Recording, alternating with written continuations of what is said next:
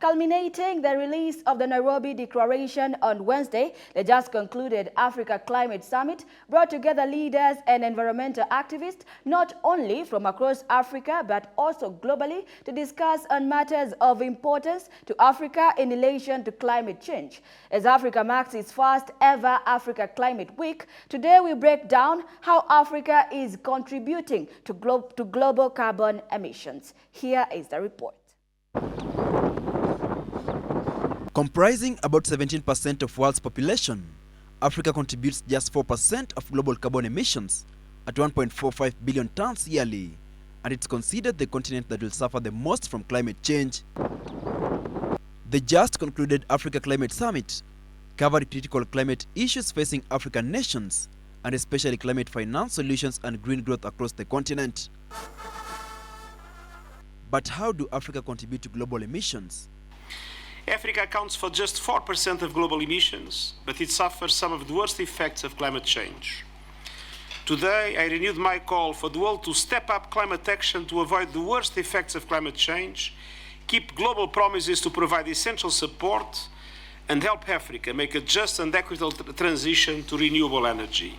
Carbon dioxide, the predominant greenhouse gas, is emitted from the combustion of fossil fuels like oil, coal and gas, as well as from deforestation and cement production. Carbon dioxide emissions contribute to the rise in global surface temperatures, leading to unpredictable weather conditions such as drought, floods, heat waves and tropical cyclones. Africa holds the key to accelerating decarbonization of the global economy. It is a statement of fact. Africa holds the key to decarbonizing the global economy, whether it is industrialization, whether it's manufacturing. In 2021, nearly 37.12 billion tons of carbon dioxide was emitted across the globe.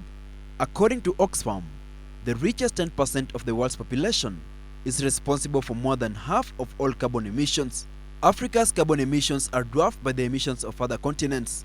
At 11.47 billion tons, China is the world's largest polluter, followed by the United States at 5 billion tons, India at 2.7 billion tons, followed by Russia at 1.75 billion tons, and Japan at 1.07 billion tons.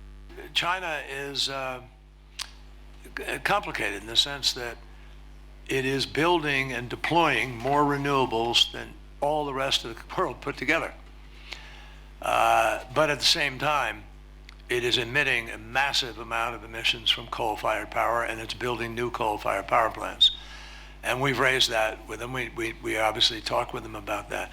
Within Africa, more than 60% of the continent's carbon emissions are produced by just 3 countries. South Africa contributing 435.9 million tons, Egypt with 249.6 million tons, and Algeria responsible for 176.2 million tons. South Africa is one of the world's most coal-dependent countries, with nearly 85% of its carbon dioxide emissions coming from coal. On a per capita basis, oil-producing country Libya has the continent's highest carbon dioxide emissions.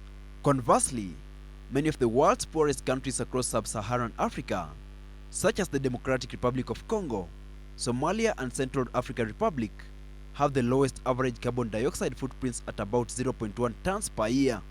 The catastrophic effects of climate change in Africa include heat waves that are longer and more severe than those seen before, more devastating droughts, unpredicted rainfall, the extinction of indigenous plants and animal species, and local populations that are unable to cope with drastic changes in weather patterns and tropical storms. Hilary Kabila, GBS News.